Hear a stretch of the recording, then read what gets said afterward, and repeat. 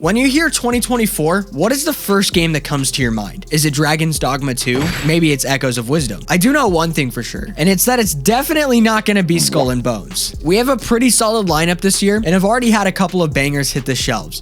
But these are the 5 games that we think are going to leave a lasting impression on us, whether it's a positive impression or a bad taste in our mouths for the following years to come. Starting off with number 5, we have Assassin's Creed Shadows. This game is opening to some pretty solid reviews so far, but it's just a matter of how many of those reviews are bought and paid for. Ubisoft can't seem to catch a break, and it's for a pretty good reason. At the beginning of last year, Ubisoft subscription director Philippe Tremblay told us that we should get used to not owning our games and should opt for subscription-based gaming instead. As you can imagine, our response to this was nothing short of brutal. Ever since then, Ubisoft has been on a downward trend, with their stock bottoming out as low as $2.21 a share as of February 3rd this year. Assassin's Creed Shadow has been caught in the middle of this spiral, with the game receiving harsh criticism from fans and haters alike, and whether the hate is warranted or not is entirely up to your own interpretation. The most recent drama suggests that Ubisoft has failed to run a background check on their collab teams, as they're partnering with Madrinas to release their very own boba tea in a limited edition boba cup. What's wrong with this, you ask? Well, in 16th century Japan, there was no boba tea. Boba tea originated in Taiwan in the 1980s and didn't land in Japan until about 10 years later. This might seem minor to you, but many people are livid and labeling Ubisoft as racists. Boba tea is not from Japan. It's from Taiwan.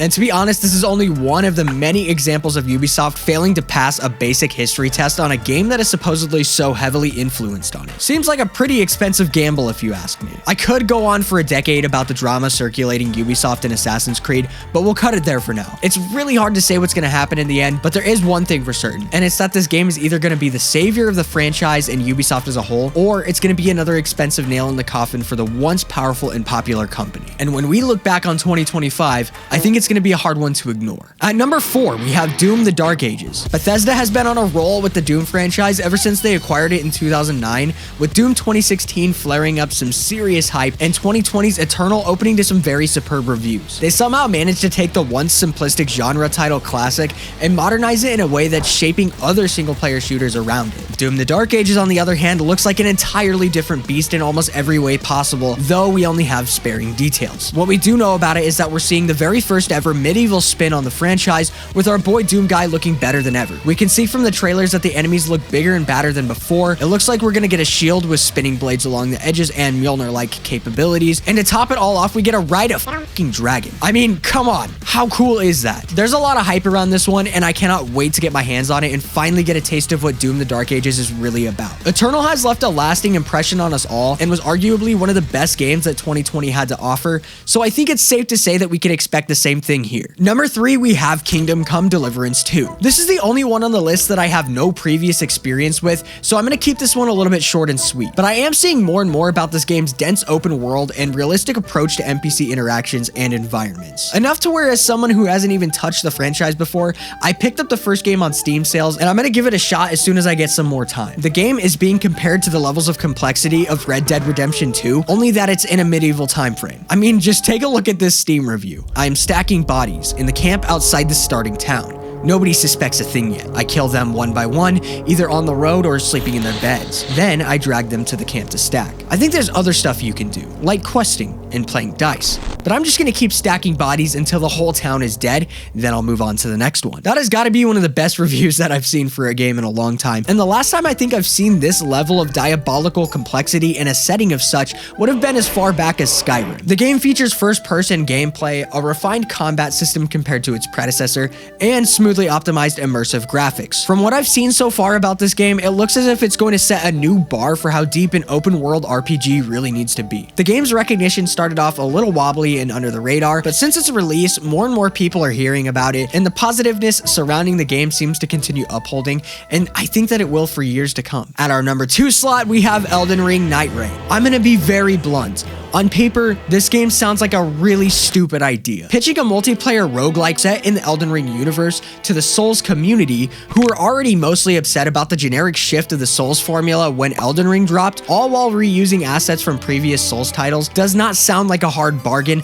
but rather a death sentence. However, the beta test rolled out and I actually got my hands on the game, and I gotta say, as someone who used to be a Souls purist and was incredibly skeptical of the idea, my mind flipped a complete 180. The game felt very well put together and polished for being only in an open beta thrown into the Souls engine. I got to play the game with some of my friends too, and they all thought the same thing. The game sounded dumb on paper, but when you actually have it in your hands, it's a blast to play. The classes and the map do feel fairly held back, with the choice of only 4 classes and a map a fraction of the size of its original, but we can infer from the queue system that we're going to be receiving more maps to play in over time, and it's been confirmed that the game is going to launch with 8 classes rather than just the original 4 from the beta. And I might be taking a shot in the dark here, but I have a pretty strong feeling that FromSoft is cooking with this one. They managed to bring the Souls formula to the mainstream, and it seems that they're betting that they can do it for the roguelike genre as well. But time will only tell for this one.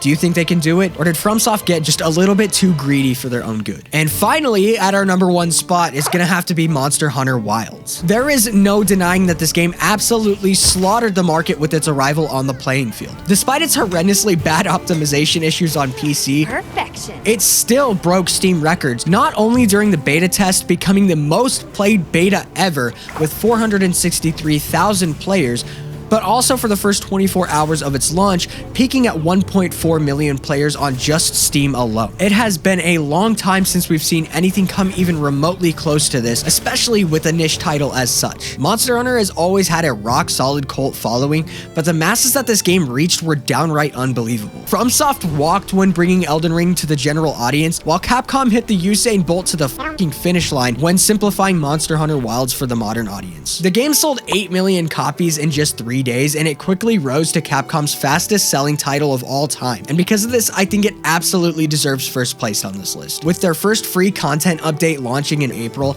a solid consistent player base of about 300,000 players, and a spank on the ass, I think it's safe to say that Monster Hunter Wilds will not be forgotten and will indeed be preached about for the years to come. Now, last and definitely not least, see, you thought that was the end of the video, but it's not. We have an honorable mention today, and that slot has to go to none other than the upcoming Light No Fire. Now, the reason why this game is thrown into its own category is because we don't actually have an official release date or a lot of information for this game yet. We only have a loose window of Q3 2025 and this sick-ass trailer that they released where we get to see some early gameplay footage and some visual mechanic highlights, such as building, exploring with your friends in a co-op setting, and even being able to tame and ride a f***ing dragon. I'm sure you can see my taste in games by now. Light No Fire is a co-op crafting survival game being developed by Hello Games, the people who brought us No Man's Sky, which did receive some much-deserved criticism in its early life and launch, but since then, they've turned the game around for the better, ushering in a healthy stream of content updates and holding a fairly consistent audience. I could make a whole nother video talking about all the changes that came to No Man's Sky, but to keep it short, I think they've earned our forgiveness, and I think Light No Fire will be the game that makes us all realize that. That's the list today, ladies and gents, so go ahead and let me know if I missed anything in the comments down below,